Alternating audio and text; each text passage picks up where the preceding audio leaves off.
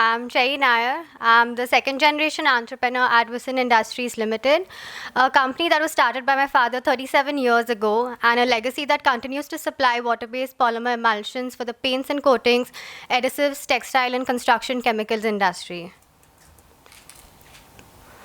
So last year when I was involved in one of Visin's CSR projects where we had to install a water recycling tank, an ETP tank, at a very prestigious college in Mumbai, I started to think how our industry could actually contribute more in a positive way for the people, planet, and systems.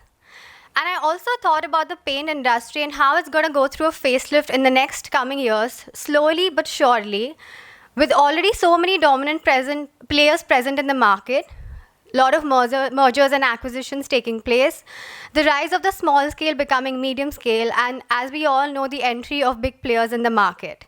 And with this change comes a lot of scope for, of course, innovation, sustainable development, as well as looking at our processes and making a change in those. For many years, we have been complying with ISO certifications like 9001 2015 for quality management, 14001 and 45001 for environment and occupational health and safety. It's no new norm, and most of the manufacturers that are present in the industry have to comply with all these standards. But in today's day and age, the question that I really ask is, are these really enough? And do we need to look at a new way to enable our processes become better? So my research in the last few months led me to something that are known as SDGs. So how many of you have heard of SDGs before? Any idea? Okay, so since I don't see any hands going up, I'm going to safely assume that none of us know what SDGs are. SDGs are basically sustainability development goals that were set by the world leaders who came together in 2015 along with the UN and decided that we are going to set global goals which comprise of 17 different topics and focus areas like changing poverty, ensuring gender equality. And what I've done here is I've taken 6 of them which I feel are relevant to our industry. SDG 9, which focuses on industry, innovation, infrastructure, sustainable cities and communities, responsible production, consumption, climate action, which we all have been hearing about in the last few years, life below water, and life above land. So let's look at the first one, industry, innovation, and infrastructure. Our operations depend on these 3 I's. Can we agree to that? I think we can. Let's take a closer look at how we can improve all of these and make SDGs a common goal in our operations. We can look at creating better infrastructures. You know, the use of steel, aluminum have been persistent in our setup since years and decades. So what new can we bring to the industry? Can we look at incorporating more recycled materials? But of course, we need to study the sturdiness and safety of these materials before they are incorporated in our operations. We can look at inclusive industrializations, which actually includes hiring employment with people who have certain disabilities in your community. We can look at innovating sustainable products, such as including biodegradable or natural resins and pigments. And we can also research and adopt better manufacturing processes that reduce the emissions of carbon, greenhouse gases, carbon emissions, while taking care of the air quality and other aspects in production. The area where our factories and offices are set up, it's our responsibility that we ensure we take care of our communities, not just of the people who we hire or are working in our organizations, but even the surroundings. We can even look at adopting better means of transport. Let's face it, without trucks, transport, or sea shipments, our business would be at a standstill. What would be the point of having goods in our factory when we cannot ship them to our customers? It's just inventory sitting on our head and it's a waste of money. So we can look at partnering with transport companies that really take care of, the kind of fuels they are using and what carbon emissions are being generated. And even, honestly, if transporters are not aware, maybe because they don't have the awareness, they don't have the technology or the resources, we can actually partner with them and say, hey, you know what, let's come together, let's collaborate and see how we can make this process better. And let's face it, today any MNC company in India or globally, they require certain sustainability standards because everyone produces a sustainability report or they have, government who they are answerable to. So how is it that we can partner, like me as an emulsion manufacturer, how can I partner with a paint or a construction chemical industry to not just partner with their product? Because I'm already doing that for so many years. How can I be their partner in their sustainability goals, in their corporate goals or their long-term goals? We definitely need to look at our air quality because there are so many raw materials, when they are in their raw state, like monomers, ammonia, and so many others, like the storage and handling of these raw materials needs to be taken care of, very safely, and it has to be kept in certain norms and conditions. But of course, we know certain accidents can happen, or some handling by the workers, who are not trained or new, and some accidents can take place which can lead to all these chemicals and monomers just spreading in the air. So how do we take care that the factories around us, the communities around us are taken care of and given good oxygen to breathe? We can hire more local talent. In fact, that could even be a mandate by 2030 that, hey, if you're putting up a factory in this industrial zone, you're required to hire, say, 50% or 60% of local talent. And let's face it, with a lot of states in India are not factory friendly. If we think about unionization, if we think about worker behaviors and stuff like that, it becomes a little difficult to operate in certain states. We can also look at responsible fuel and furnace oil consumption, which in our industry takes a major chunk of how we operate. And we can even support local manufacturers. Now, this actually can be a bittersweet experience because a lot of our monomers, a lot of our raw materials, they're all imported globally, right? So even though we have like BPCL who's come up in India, who's supplying BA and stuff, we still have other raw materials that we're dependent on from other countries. So what happens when a mandate like this comes, where the government says that, hey, like 50% of your raw material that you use has to be local suppliers? So in that case, it can cause like a little bit of challenge in the beginning because all our formulations are set based on certain products, certain company standards, and certain formulations that the company has set for us or we have set over the years. So when a product is really established in the market, like we really need to think, are we ready for a change like this? Can we adopt change so quickly? And this can actually even mean hiring new talent, hiring people who are experts in this field, and which can ultimately lead to more budgets being allocated for such operations.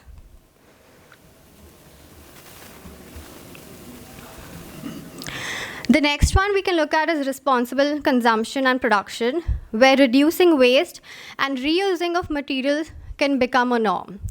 Now, I'm not sure if paint can be recycled and be made to use another paint, but we can certainly look at salvaging our NFDs in a much more responsible way. We can look at all our counter samples that are kept in a factory, or even some of the raw materials, powders that have expired. We can look at how we can actually use these things in a way, or are there any recycling facilities where we are present, where, things like chemicals like these can be sent and are taken care of, even if we don't have an internal, system or a team that can help with recycling.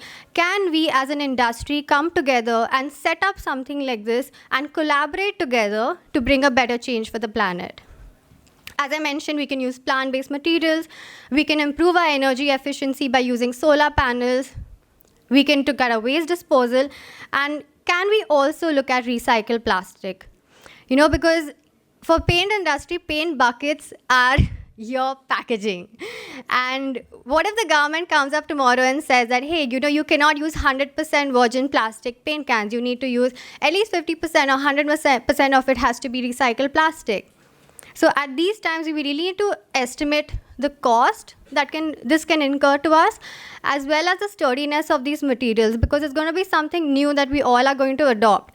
And all your paint buckets, all my HDPE drums that we even make in-house, they go through so many rigorous tests. So do we need to look at developing new test parameters for such kind of packaging? Now, climate change has been all over the news last few years. And in terms of sustainability index, does anyone want to take a guess where India stands? There has been a ranking of 180 countries. Does anyone want to take a guess on which number India could be? It's definitely not 1, otherwise this would not be in my presentation. 100. Who said that? Okay. Any other guesses? 90. Okay, 100, 90. I'll take a last guess. 83. Okay. Sadly, these are not true. India ranks on the last place out of 180 countries in terms of sustainability index. How sad can that be? The country which gave the world the number 0 is a big 0 when it comes to sustainability. So in terms of climate action, we can take a look at our carbon emissions that are emitted from our factories, reduce pollution, greenhouse gases, energy efficiency, disposal. And like I said earlier, let's not look at it at a factory level. Let's look at it at a corporate level. And let's collaborate with our customers, with our suppliers, and integrate one another's ideas, suggestions, and let's make a change at the corporate level, because this is something that has to be top to bottom, not bottom to top. Now, life below water is something that I'm really passionate about, because the last so many years, people have really polluted the waters with a number of plastic bags and so many things being dumped in the water. And we've all heard about this. We've all seen this, how the marine life is being damaged. So can we take action to protect the marine biodiversity? We also need to study at the beginning itself what our developments can do to the water at the stage of development, rather than at a later stage, 10 years later, when we're already selling the product and it's established in the market. Like, especially for nanotechnology, it really got me wondering that how can a nanoparticle size of 0.08, 0.06, 0.04 be traced underwater? And what impact is going to have on the fishes, on the sea life? And of course, we need to measure the impact of sea transport, because none of our shipments would be possible without sea transport. And the use of solvent-based paints for coatings on ships can also be reconsidered into water-based paints, and it would significantly reduce the impact that water and the ship have when it comes in contact together. And lastly, the impact of our operations on life on land, which is basically with animal and wildlife. Now, for the last decades, we have been doing a lot of our toxicity tests in our MSDs. How? Lab tests, right? Done on rats or rabbits. So what if in 2030 there comes a mandate where we are no longer to use this test method anymore, and we are compelled to look at certain other ways where maybe we come up with lab-grown animals, the same way now there's lab-grown meat. There can be lab-grown animals on whom we have to conduct the test, or certain artificial intelligence-developed methods rather than using the conventional standards that we've had in the past.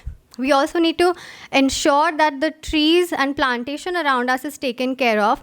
And with more and more industries coming up, more and more houses being built, we all know what this means. We all know this means deforestation. So can we look at land use in some other way?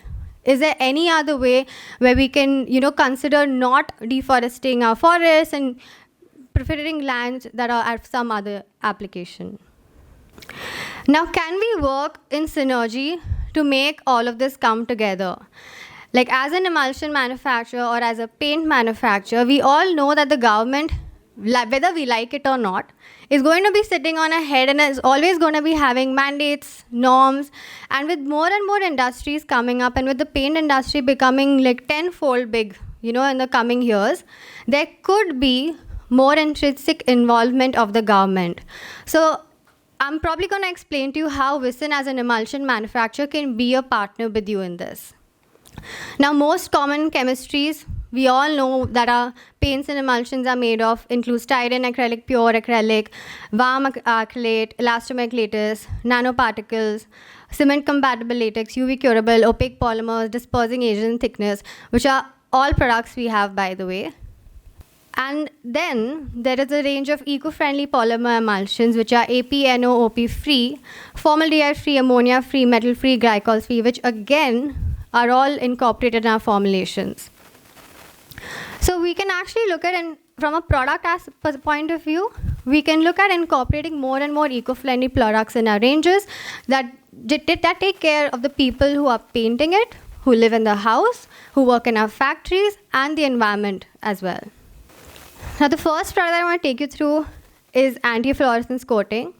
We all know fluorescence has been an issue over the last few years, and given the climate change and unexpected rains in South India, in Delhi it was raining a few weeks back. In Dubai, Dubai was having heavy showers a couple of weeks back.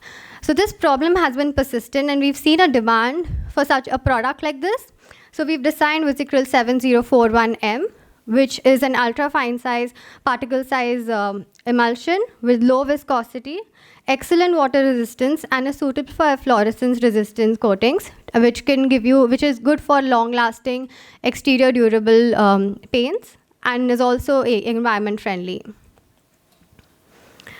Now, there are some people who like their walls extremely glossy. And for those kind of customers, we've developed a high sheen, low VOC interior paint. Now, in today's day and age, the consumer, whether we like it or not, is very advanced, he's very modern, and he's very tech savvy. So he can go online and he can read up everything about emulsions and paints, what goes into his paints. So at a stage like this, where the end consumer, he's so conscious and concerned about his own health and safety and the people living in his house, he's very well aware of the toxicity impact his environment and the products he uses have on him. He is actually in a place of power to probe questions to companies like yours or mine, asking, hey, what's in my paint? And as paint manufacturers and emulsion manufacturers, it's our responsibility that we develop more and more eco-friendly grades, taking in care and full responsibility for the health of the person. So it's a low VOC interior paint that again is APO friendly. It is also suitable for designing exterior weather coats.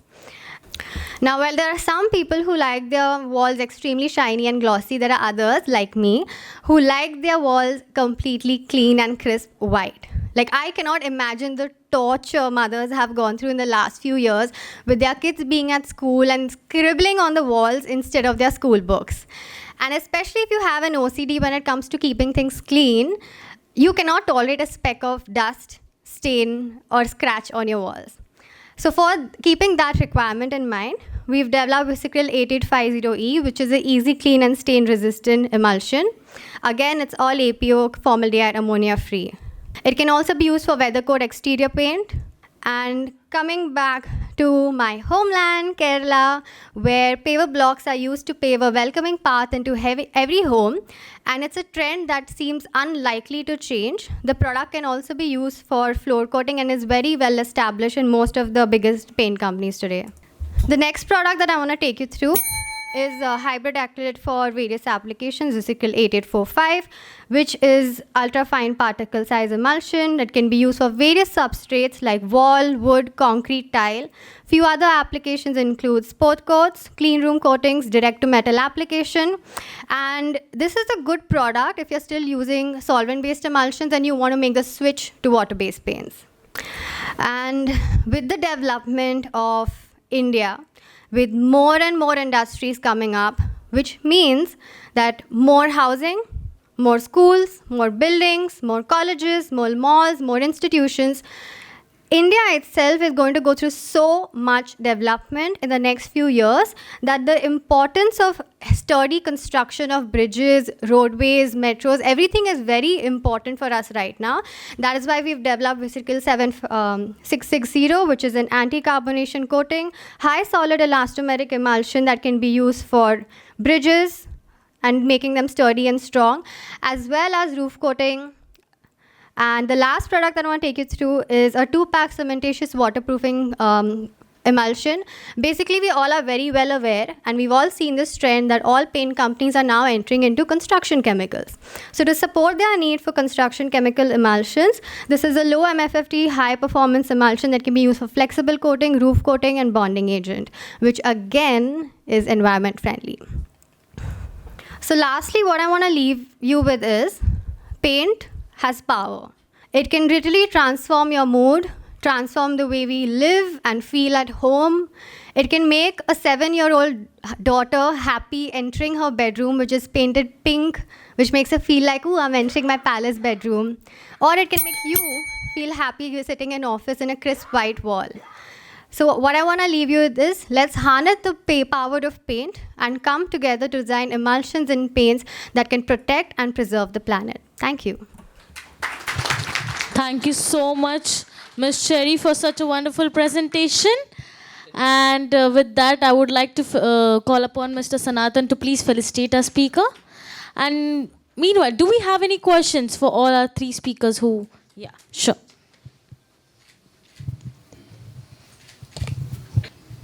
And Cherry, I have a question that normally India is taking a lot of care, as you told, that a lot of legislation is coming, a lot of restrictions is coming.